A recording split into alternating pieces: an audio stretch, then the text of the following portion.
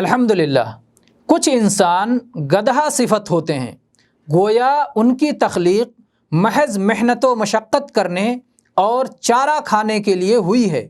جس قدر چارہ بڑھایا جائے ان کی محنت بڑھتی جائے گی۔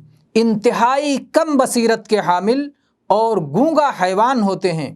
اسی لیے اللہ تعالیٰ نے ان لوگوں کی مثال گدھے سے دی ہے جنہیں اپنی کتاب کا بار گراں عطا کیا تھا، لیکن وہ فقہ و فہم، علم و معرفت اور عمل و کردار کے اعتبار سے اس کے حقیقی متحمل نہیں ہوئے۔